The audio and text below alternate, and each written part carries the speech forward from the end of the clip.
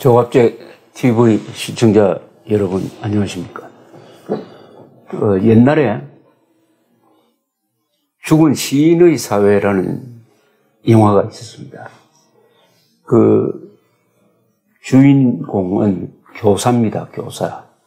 고등학교 교사가 문학을 가르치는 사람인데 그 학생들이 아주 따르고 좋아하고 하는데 그 학부모 한 분이 자기 아들은 법대에 보내서 출세시켜야 할 아이인데 왜 연극을 시키고 하느냐고 해가지고 그 교사와 갈등하고 결국은 그 학생이 부모 등살에 못 이겨서 자살하는 걸 다룬 영화입니다.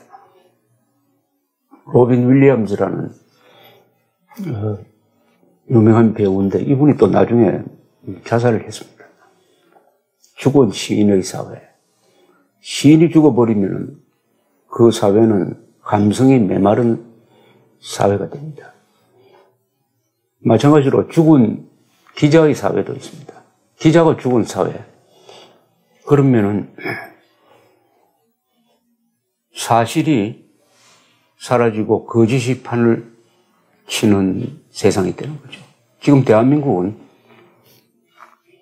죽은 기자의 사회라고 해도 과언이 아닙니다. 탄핵 사태를 거치면서 언론이 상당수가 선동기관으로 돌변했습니다. 괴물이 됩니다.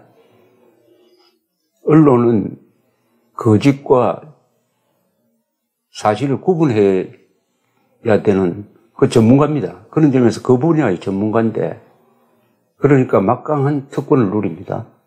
그런데 그 특권과 어마어마한 IT 기술을 거짓 선동하는 데 써먹으면 그 나라는, 그런 사회는 미쳐버립니다. 제정신이 아닌 어떤 나라를 미치게 만들려면 기자가 선동을 하면 됩니다. 지난 1년간 우리는 그것을 겪었습니다.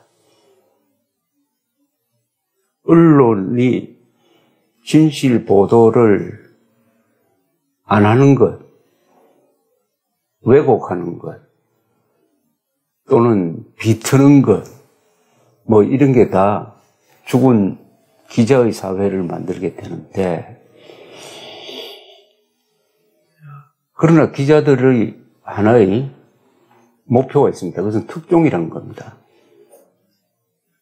운동선수 사이에서 신기록이 있다면 기자 사회에서는 특종이 있습니다. 숨겨진 사실을 발굴해서 보도하는 것, 또는 다른 기자보다 먼저 보도하는 것을 특종이라고 합니다. 일본 말인데 이 특종은 기자들의 가슴을 뛰게 합니다. 특종을 위해서는 위험을 무릅쓰고 사선을 넘기도 하고 또는 남의 집 단물 타고 넘기도 하고 몰래 녹음도 하고 사진도 찍고 밤을 새워가면서 어떤 집 앞을 지키기도 하고 열심히 도서관을 뒤지고 컴퓨터를 뒤져서 자료를 찾기도 하고 합니다. 보스턴 글로브의 그 신부들의 어린이 성추행 사건을 다룬 스팟라이트라는 영화를 보셨으면 미국 기자들이 어떻게 취재를 하는지 잘 알 수 있을 것입니다. 이 특종이 굴러와도 쓰지 않으면 그건 기자가 아닙니다. 운동선수가 신기록 싫다고 하면 운동선수 그만둬야 하는 거와 마찬가지입니다. 그런데 불행하게도 한국에서는 여러 가지 이유로 특종이 굴러와도 그걸 차버리는 경우가 있습니다. 대표적인 예가 엄나경 전 기획재정부 차관이 쓴 백오록에 나옵니다. 이분이 2002년에 산업은행장을 그만두고 산업은행이 현대상선에 4천억 원의 대출을 했는데 그게 북한으로 넘어갔다는 사실을 알고 이런 일이 재발되면 큰일이다 싶어서 이 사실을 기사화하기 위해서 어떤 언론사의 편집국장을 찾아갔다고 합니다. 그래서 이 기사를 써달라고 했더니 며칠 뒤에 그 편집국장이 여러 가지 사정으로 그 기사는 쓰지 못하겠다고 했다고 합니다. 만약 그때 그 기자가 그 편집국장이 그 특종 거리를 썼다고 하면은 아마 언론상도 받고 우리 언론사에 남을 만한 특종으로 기록될 것입니다. 기자가 특종을 잡으려는 것은 여러 가지 이유가 있는 거죠. 그 개인의 이유라기보다는 그 회사가 처한 문제, 당시의 김대중 정권과 맞서야 하는데 그럴 처지가 못 되는 막 그런 게 반영된 것이죠. 그래서 엄나경 씨는 국회를 통해서 폭로하는 전략으로 나와가지고 같은 종시인 당시 한나라당의 엄호성 의원과 연락을 해서 국회 증인으로 출석을 해서 대북 송금 사건의 진상을 폭로하게 됩니다. 그런데 이와 비슷한 일이 요 며칠 사이에 지금 현재 진행 중입니다. 주간조선에서 김원성 전 국정원 차장 단독 인터뷰 기사를 실었어요. 국정원 차장 김원성 씨는 2001년 초반에 당시 김대중 청와대 측의 지시를 받은 신건 원장의 지시를 받아가지고 6개 시중은행으로부터 500억 원씩 3천억 원을 조성을 했다 하는 증언을 했습니다. 구체적인 실명도 말을 했습니다. 이것은 내가 했다는 증언입니다. 뭐 다른 사람이 하는 걸 봤다는 게 아니고 내가 했다는 겁니다. 내가 했다는 거. 그만큼 신빙성이 높다는 뜻이죠. 신빙성이 높다는 뜻이죠. 그리고 국정원이 3천억 원을 시중은행을 통해서 조성한 그 행위도 문제지만 그렇게 모은 3천억 원이 어디에 쓰였느냐? 어디에 쓰였느냐를 알면은 이것은 그야말로 국기를 흔드는 사건으로 발전할 수도 있습니다. 3천억 원을 어디에 썼느냐 하는 것을 추적할 임무를 띠고 있는 게 언론이고 국회, 특히 야당입니다.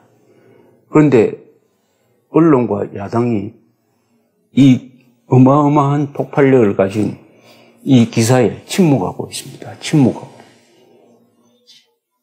조선일보는 주간조선이 특종한 것을 조선닷컴에 머리 기사로 실었습니다. 이틀 동안 머리 기사로 심었어요. 그러나 정작 중요한 기사를 골라서 싣는 종이신문에는 싣지를 않았습니다. 동아일보, 중앙일보는 싣지 않았습니다. TV조선에는 나왔어요. 검색을 해보면 그 엄청난 폭발력을 가진 기사가 실려있는 매체는 조선일보, 시사위크, TV조선, 파이낸셜 뉴스, 그리고 조갑제 TV를 포함한 유튜브 몇 군데, 이것밖에 없습니다. 연합뉴스가 우선 다루질 않았습니다. 동아일보, 중앙일보도 다루지 않습니다.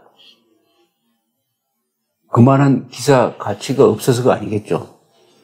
지금 국민당 안에서는 김대중 무슨 대통령 비자금 관련 정보를 당시의 한나라당 의원한테 누가 주었느냐를 가지고 계속 논쟁을 하고 그것이 기사화되고 있는데 그것과 같은, 그보다 훨씬 더 큰 비중의 이 기사는 다루지 않습니다. 국정원이 3천억 원을 청와대 지시로 조성을 했다는 기사는 아예 다루지를 않습니다. 이것은 다루기가 매우 쉽습니다. 거기 나온 시중은행장 6명이 아마 살아있겠죠. 또 직접 시중은행과 상대했다는 국정원 직원, 뭐 다루기가 쉬운데 후속 취재가 없는 정도가 아니라 아예 이 기사를 발생 시점에서 묵살하고 있습니다. 이것은 의도적인 묵살입니다. 특종감을 의도적으로 묵살한다면 이것은 죽은 시인의 사회가 아니라 죽은 기자의 사회입니다. 또 하나, 자유한국당이 적폐청산은 박근혜 이명박 정권 시절뿐만 아니라 노무현 김대중 시절로까지 확대해야 된다고 줄곧 주장하던 그 자유한국당조차 단 한마디의 논평과 성명도 없습니다. 아예 언급이 없습니다. 11일, 7일, 8일 논평이 있는데 9일, 10일은 휴일이니까 자유한국당이 쉰 것 같습니다. 오늘 여러 가지 논평이 나왔는데 여기서도 이 문제는 빠져 있습니다. 오늘 논평은 공공기관장 무더기 공석 사태에 대한 논평, 대통령 비서실장 특사 파견에 대한 논평, 정우택 원내대표 기자 간담회 내용, 홍준표 당대표가 동계올림픽, 패럴림픽 대회 입장권 구매 협약식 관련 행사 참여 내용, 최승호 신임 MBC 사장의 공포 보도 개입을 규탄한다는 논평, 민주당과 국민의당의 뒷거래식 날치기 법안 통과 결코 용납하지 않겠다는 논평, 이 정도입니다. 그렇다면은 언론이 묵살하고 야당까지 묵살을 하면은 이런 중대 사안은 없었던 걸로 그냥 묻힐 가능성도 있습니다. 또 묻히지 않을 가능성도 있어요. 용감한 기자가 후속 취재를 열심히 하면은 어마어마한 특종거리가 나올 가능성도 있습니다. 현 단계로서 한국의 이 주류 언론, 야당이 이 기사를 대하는 태도는 어떻게 보면 무슨 공포 분위기에 짓눌려 있는 것 같습니다. 그 공포 분위기는 어디서 나오느냐? 김대중이란 이름에서 나오는 것이 아니냐 하는 생각이 듭니다. 김대중 정권이 살아있을 때 대북 송금 사건에 대한 제보를 받고도 쓰지 않은 것은 살아있는 권력에 대한 공포감이죠. 그러나 김대중 대통령이 고인이 된 지금도 김대중이란 이름과 관련된 기사를 쓸 때는 조심해야 한다. 김영삼, 박근혜, 이명박, 전두환, 노태우에 대해서는 마음 놓고 또는 과정을 해서 써도 괜찮은데 김대중, 노무현 두 대통령에 대한, 전 대통령에 대한 그런 조심해야 한다. 이런 조심을 넘어서 공포 분위기가 아직도 살아있는 그런 느낌을 받습니다.